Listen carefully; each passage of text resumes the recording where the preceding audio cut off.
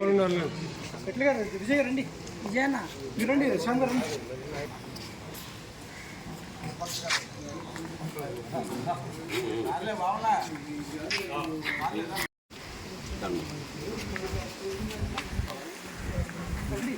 మీరందరూ రండి సార్. రండి అవతలికి ఉన్నాను. చెప్పులు ఫోటోలో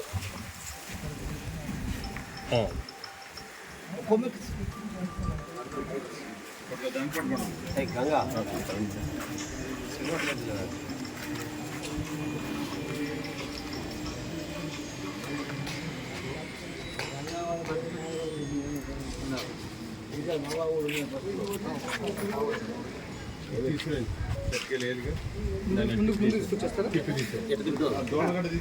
మంత్రివర్యులు మొన్న ఇచ్చిన ప్రెస్ మీట్లో గణేష్ అనే వ్యక్తి 23 కంప్లైంట్లు పెట్టి అధికారులు ఇబ్బంది పెడుతున్నారని చెప్పేసి అని మంత్రివర్యులు చెప్పడం అది చాలా బాధాకరం అనిపించింది. నేనైతే అన్ని కేసులు అయితే పెట్టలేదు. ఆయనకి అధికారులు తప్పుజావా పట్టించారని నేను అనుకుంటున్నాను. నేను పెట్టింది అయితే ఒకటే కేసు. ఆ కేసుకు కూడా కారణం ఏంటంటే మచిలీపట్నంలో రోడ్డు మీద తిరుగుతున్న ఆవులన్నీ తీసుకెళ్ళి మార్కెట్ యార్డ్లో బంధించినందుకు గాను ఒక్కొక్క ఆవుకి వాళ్ళకి ఇష్టం వచ్చినట్టు ఒకసారి 1250 రూపాయలు, ఒకసారి 1000 రూపాయలు వాళ్ళు ఇష్టం వచ్చినట్టు రైతుల దగ్గర నుంచి డబ్బులు వసూలు చేస్తున్నారు. డబ్బులు వసూలు చేసిన డబ్బులు మన మున్సిపల్ ట్రెజరీలో డిపాజిట్ చేయకుండా అధికారుల అకౌంట్లో వేసుకుంటున్నారు. ₹1 కూడా ఇవాళ వరకు 30 లక్షల పైసలకు డబ్బులు వసూలు అయినా సరే ఇవాళ వరకు ₹1 జమ చేయలేదు, మున్సిపల్ ట్రెజరీలో జమ చేయలేదనే ఉద్దేశం మీద నేను ఆర్టీఐలు కూడా వేయడం జరిగింది. మార్కెట్ యార్డ్లో పెడుతున్న ఆవులు ఎవరు ఆధ్వర్యంలో పెడుతున్నారు, మున్సిపాలిటీ వాళ్ళు పట్టుకుంటున్నారా, లేదంటే ఇంకెవరికైనా రెజల్యూషన్స్ పాస్ చేశారా అని చెప్పేసి నేను ఆర్టీఐలో అడగడం జరిగింది. మున్సిపాలిటీ వాళ్ళు ఒకటే ఇచ్చారు. నా దగ్గర ఇప్పుడు అన్ని రిజిస్టర్డ్ ఆర్టీఐలో ఇచ్చిన రిపోర్ట్లే ఉన్నాయి. బృందావన్ క్యాటిల్ ప్రొటెక్షన్ కమిటీ అనే వాళ్ళ ఆధ్వర్యంలో జరుగుతుంది. మీరు అడిగిన ప్రశ్నలకి ఏది మాకు సంబంధం లేదు. మీరు అడిగిన ప్రశ్న బృందావన్ క్యాటిల్ ప్రొటెక్షన్ ఇదే బాధ్యత అని చెప్పేసి అని ఎండార్స్మెంట్ ఇచ్చారు మున్సిపల్ కార్పొరేషన్ వాళ్ళు. సో దాని మీద నేను ఫస్ట్ అప్పీల్ చేసి బృందావన్ క్యాటిల్ ప్రొటెక్షన్ కమిటీ ఎవరో, అది రిజిస్టర్డా అన్రిజిస్టర్డా, మీరు what was the authorization given to Brindavan cattle protection committee by Machilipatnam municipal corporation అని నేను అడిగితే ఊహాగానాల ప్రశ్నలకు సమాధానాలు ఉండవని చెప్పేసి మళ్ళీ దానికి ఎండార్స్మెంట్ ఇచ్చారు. అంటే దీన్ని బట్టి మచిలీపట్నం మున్సిపాలిటీ వాళ్ళు మచిలీపట్నంలో పాడి రైతుల్ని ఇబ్బంది పెట్టే కార్యక్రమం భారీ ఎత్తున చేసి రైతుల దగ్గర నుంచి డబ్బులు అన్యాయంగా లూటీ చేశారు. నిన్న కాక మొన్న 5 రోజుల కిందట దగ్గర 40-60 వేల రూపాయలు వసూలు చేశారు ఒక్క రోజులోనే. దాంట్లో 80 ఆవుల దాకా చనిపోయినాయి. మేము ఆవులు చనిపోయినప్పుడు మేము గొడవలు చేస్తే మీరు గొడవలు చేస్తారని చెప్పేసి వెంటనే పోలీసులు పంపించడం, మనల్ని తీసుకెళ్లి పోలీస్ స్టేషన్లో పెట్టించే ప్రయత్నం చేశారు. అంటే ఇక్కడ ప్రశ్నించే పరిస్థితి కూడా అవకాశం లేకుండా అయిపోయింది. 80 ఆవులు చనిపోయిన దానికి కారణం చెప్పండి, వాళ్ళు చెప్పలా. ఇంకోటి, మాలో ఒక రైతు ఆవు చనిపోయే పరిస్థితిలో ఉంది, లేదు దానికి బాగాలేదు, వైద్యం చేయించుకోవడం బందిల దొడ్లో ఉన్నప్పుడే అంటే కనీసం బందిల దొడ్లో వైద్యం చేయించుకుంటే కూడా అవకాశం అలా. ఆ రైతు మాట్లాడిన వాయిస్ రికార్డింగ్లు అన్నీ పూర్తిగా మా దగ్గర ఎవిడెన్స్లు ఉన్నాయి. రైతులను అంత ఇబ్బంది పెట్టే కార్యక్రమం మన మచిలీపట్నం మున్సిపాలిటీ కానీ మరి పార్టీ వాళ్ళని అనాలో అనకూడదో కూడా తెలియని పరిస్థితి. మంత్రివర్యులు దాన్ని చాలా సీరియస్గా తీసుకుంటున్నారు. అందువల్ల గౌరవ మంత్రివర్యుల్ని మరోసారి రిక్వెస్ట్ చేసేది ఏంటంటే ఆవుల మీద కొంచెం మరీ అంత కఠిన చర్యలు ఆవుల మీద తీసుకునే పరిస్థితి చేయొద్దని. ఇంకోటి, మంత్రివర్యులు గారు ఎలక్షన్ల ముందు పాడి రైతుల సంఘానికి పాడి రైతులకి ఆర్థిక సహాయం చేస్తానని కూడా చెప్పారు. మేము ఏ రోజు ఆయన గెలిచిన తర్వాత మేము వెళ్ళి మాకు ఆర్థిక సహాయం చేస్తున్నారు చేయలేదేంటి అని మేము ఏ రోజు అడగల. పాల కేంద్రంకి మీకు స్థలం కేటాయిస్తానని చెప్పేసి అని మన జనసేన రామకృష్ణ గారి ఆధ్వర్యంలోనే ఈ సంభాషణ రైతు అందరూ సమక్షంలోనే జరిగింది. ఆర్థిక సహాయం చేస్తానది పాల కేంద్రం మీకు తక్షణమే నేను చేసి పెడతానని మాట ఇచ్చినది కొల్లు రవీంద్ర గారు. గెలిచిన తర్వాత నేను చాలాసార్లు అడిగితే అది ఎంత అవ్వదని చెప్పేసి రవీంద్ర గారు చెప్పడం జరిగింది. ఆర్థిక సహాయం మేము ఇవాళకి కూడా మేము ఆయన దగ్గర నుంచి ఏ రోజు ఆశించాల. కావున మంత్రివర్యులు పాడి రైతుల మీద చాలా ఇబ్బంది పడుతున్నాం. ఇవాళ రైతుకు వచ్చేది ఆ గేదె పాలు అమ్మితే ₹52, కానీ మార్కెట్లో ఉన్నది 80 నుంచి ₹100 రేటు. రైతుకు వచ్చేది మాత్రం ₹52. మేత రేట్లు పెరిగిపోతున్నాయి, పాల రేటు అదే పరిస్థితిలో ఉంది. అవకాశం ఉంటే ఆ కేంద్రం పెట్టించడానికి ప్రయత్నం ఏమైనా మంత్రివర్యులు కొంచెం దాని మీద దృష్టి పెట్టి పాడి రైతులు కొంచెం ఆదుకోవాలని చెప్పేసి అని మంత్రి గారు తెలియజేయడం జరుగుతుంది. ఇంకోటి 23 కేసులు అన్నారు. 23 కేసులు నేను పెట్టలేదు. నేను పెట్టింది ఒకటే కేసు. ఆ ఒక్క కేసు కూడా డబ్బులు మున్సిపల్ ఉద్యోగస్తులు, వార్డు సెక్రటరీలు, వార్డు మేస్త్రులు వీళ్ళందరూ వసూలు చేసిన డబ్బులు దుర్వినియోగం చేశారు కాబట్టి నేను ఆ కేసు పెట్టడం జరిగింది.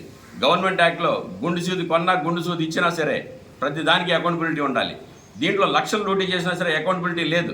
ఇదిగోండి మీరు గమనించండి, మున్సిపాలిటీ వాళ్ళు డబ్బులు వసూలు చేస్తే ఇచ్చిన రిసీట్లు ఇవి, దీనికి డేట్ లేదు, స్టాంప్ లేదు, సంతకం ఇదిగోండి మాగంటి శ్రీనివాస్ మేస్త్రి, వార్డు మేస్త్రి సంతకం. ఇలా ఇదిగోండి వార్డు 11 వార్డు సెక్రటరీ సంతకం. కనీసం వీటికి స్టాంపులు లేవు అని చెప్పేసి బెదిరించగానే వెంటనే రైతులందరూ వెళ్ళి మా వస్తువులు పోతున్నాయి అనే ఉద్దేశం వేరే ఊరు తరలించేస్తే తెచ్చుకోవడం కష్టం అని చెప్పేసి అని ఆవుల్ని మళ్ళీ డబ్బులు కట్టి విడిపించుకోవడం జరుగుతుంది. మంత్రివర్యులు ఇంకోటి అన్నారు, ఆవుల వల్ల యాక్సిడెంట్లు అవుతున్నాయి, చేతులు కాళ్ళు ఇరిగిపోతున్నాయి అని చెప్పేసి మంత్రివర్యులు చెప్తున్నారు. డెఫినెట్గా మేము దానికి ఒప్పుకున్నాం. ఆవుల వల్ల కన్నా గేదెల వల్ల యాక్సిడెంట్లు అవుతున్నాయి అని చెప్పేసి మంత్రి గారికి నేను కూడా చెప్పడం జరిగింది. గేదెలు రోడ్డు మీద తిరిగితే ఆ బాధ్యత మేము కూడా తీసుకుంటామని కూడా చెప్పాం. గేదెలు అనేది కమర్షియల్ యాక్టివిటీ, ఆవులు అనేది కమర్షియల్ యాక్టివిటీ కాదు. ఆవులు కేవలం మన హిందూ సాంప్రదాయం ప్రకారం ఆవులు పెంచాలి, ఇంటికి ఒక ఆవు ఉండాలనే సిద్ధాంతం ప్రకారం ఆవు మీద ఎవరు పాడి వ్యాపారం చేసిన పరిస్థితి ఆవుల మీద లేదు. ఓన్లీ గేదెల మీదే వ్యాపారం చేసుకుంటారు. మీరు ఆవులు ఎక్కడ, గేదెలు అనేది రోడ్ల మీద కనిపించవు. అది మేతకెళ్ళి ఇంటికి వచ్చేటప్పుడే గేదెలు కనిపిస్తాయి తప్పించి మిగతా సమయంలో గేదెలు కనిపించడం అనేది చాలా తక్కువ. కావున ఆవుల మీద కొంచెం దయతలచాలి, హిందూ ధర్మాన్ని కాపాడాలని చెప్పేసి మంత్రివర్యులను కోరుకుంటున్నాం. ఇంకోటి ఆవుల వల్ల యాక్సిడెంట్లు అవుతుందో అనేది చాలా తక్కువ. ఇంకోటి గౌరవ మంత్రివర్యులకు తెలియజేసుకునేది ఏంటంటే, ఆవుల కన్నా మద్యం తాగి మద్యం మత్తులో యాక్సిడెంట్లు అయినవి చాలా ఉన్నాయి. చాలా కుటుంబాలు రోడ్డు మీద పడిపోయే పరిస్థితి. బందర్లో ఆవులని నిషేధించేదానికన్నా మద్యపానం నిషేధించడం చాలా అవసరం అని చెప్పేసి గౌరవ మంత్రివర్యులు కొల్లు రవీంద్ర గారికి తెలియజేసుకుంటాం. ఈ ప్రెస్ ద్వారా తెలియజేయడం జరుగుతుంది. ఆవుల్ని మన అనాదిగా హిందూ ధర్మాన్ని కాపాడుకోవాల్సిన బాధ్యత ప్రతి ఒక్కళ్ళ మీద ఉంది. ఆవుకి మనం సేవ చేసుకోవాలి తప్పించి పూజలు అవసరం కాదు. ఆవుకి గో సేవ చేసుకోమని చెప్పి గో పూజ చేయమని ఎక్కడ ఏ ధర్మంలో లేదు. కావున ఆవుల్ని ఇక్కడి నుంచి తరలించే కార్యక్రమం కొంచెం అరికట్టాలని చెప్పేసి అవకాశం ఉంటే మేజర్ కారణం ఏదైతే ఉందో రోడ్లు పట్టక కారణం మద్యం సేవించి యాక్సిడెంట్లు అయ్యి కుటుంబాలు అలా ఫ్యామిలీలు మొత్తం చాలా ఇబ్బంది పడే పరిస్థితి. అది మన రాష్ట్రమే కాదు, దేశవ్యాప్తంగా మన రాష్ట్రం, మన బందరు కూడా ఉంది దాంట్లో. కావున మంత్రివర్యుల్ని ఆ మద్యపాన నిషేధం మీద కొంచెం అవకాశం ఉంటే దాని మీద చూడమని చెప్పేసి మంత్రివర్యుల్ని కోరుకుంటున్నాం. విశ్వస్య మాతరః అంటే గోవు ప్రపంచానికి అంతటికీ తల్లి లాంటిది. అలాంటి తల్లిని పండగల పేరుతో చంపుకు తినడం అనేది చట్టరీత్యా నేరమే కాకుండా మహాపాపం కూడా. అలాంటి గోవుల్ని ఈ జిల్లాలో వధ చేయటం, దాన్ని ఆపుతున్న వాళ్ళని, దాన్ని అడ్డుకుంటున్న వాళ్ళ మీద దాడులు చేయడం అనేది చాలా బాధాకరం. జిల్లాలో ముఖ్యంగా పెడంలో ఈ గోవధ జరుగుతున్నప్పుడు రెడ్ హ్యాండెడ్గా పట్టుకుని వీడియో సాక్ష్యంతో సహా ఒక వ్యక్తి ముందుకొచ్చి ఆ గోమాతను రక్షించి ఒక ఎఫ్ఐఆర్ చేయడానికి పొద్దునుంచి సాయంత్రం వరకు తిరిగే పరిస్థితి కృష్ణా జిల్లాలో ఉండేది ఒకప్పుడు. ఆ మహానుభావుడు రక్షించిన మహానుభావుడు వల్ల ఈరోజు జిల్లాలో చాలా చోట్ల విచ్చలవిడిగా జరిగే గోవధలు క్రమేపీ తగ్గుతూ వచ్చాయి. ఆ మహానుభావుడి పేరు జన్ను వెంకట గణేష్ గారు. వారికి గో సంరక్షణలో వారికి మద్దతుగా ఉంటామని హిందూ చైతన్య వేదిక తరపున మరియు హిందూ సంఘాల తరపున వారికి మా పూర్తి మద్దతు, సహాయ సహకారాలు వారికి ఉంటాయని. ఈ మధ్య సోషల్ మీడియాలో ముస్లిం మత పెద్దలు గోవులను చంపకండి, వధించకండి, వారు పవిత్రంగా భావించే ఖురాన్లో కూడా మనం ఏ దేశంలో నివసిస్తున్నామో ఆ దేశం యొక్క సంస్కృతి సాంప్రదాయాలను గౌరవించాలి అని రాస్తుంది. దాని ప్రకారంగా మనం భారతదేశంలో నివసిస్తున్నాం కాబట్టి భారతదేశపు సంస్కృతి సాంప్రదాయాలను గౌరవించాల్సిన బాధ్యత ప్రతి భారతీయుడి మీద ఉందని చేయటం మత పెద్దలు వారి ప్రార్థనా స్థలాల్లో చెప్పడం చాలా సంతోషకరంగా ఉంది. వారు పవిత్రంగా భావించే ఖురాన్లో ఉన్న విధంగా కూడా లెక్క చేయకుండా, వారి మత పెద్దలు చెప్తున్నది కూడా లెక్క చేయకుండా కొంతమంది పరమత విద్వేషకారులు మత సామరస్యం దెబ్బతీయాలనే పేరుతో గోహత్యలకు పాల్పడుతున్నారు.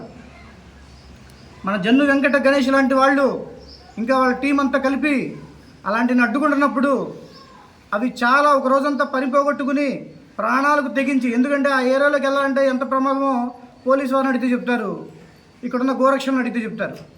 అలాంటి ప్రాణాలను సైతం కూడా లెక్క చేయకుండా వారు వెళ్ళి దాన్ని కాపాడుకుని పోలీసు వారి సహాయంతో కేసులు పెట్టి గోశాలకు తరలిస్తే వెంటనే రాజకీయ పార్టీల నుంచి పోలీసులకి ఫోన్లు చేయటం, అవి తీసుకురావాల్సిందిగా ఒత్తిడి చేయటం, కాదు కూడదంటే రకరకాలుగా వేధించడం స్టార్ట్ చేస్తున్నారు.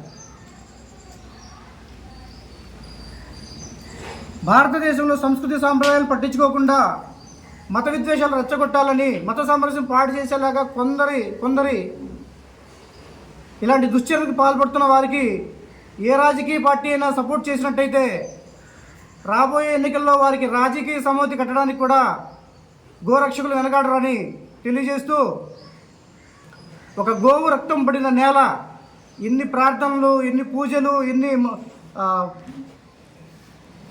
వ్రతాలు చేసినా, యాగాలు చేసినా ఫలితం ఉండదని చెప్తున్న చోట కూడా మీరు చట్టానికి వ్యతిరేకంగా గోవును వధించాలని చూస్తే, గోవు రక్తం చిందించాలని చూస్తే మా రక్తం చిందించైనా కాపాడుకుంటామని తెలియజేస్తూ జై శ్రీరామ్, భారత్ మాతా కీ జై.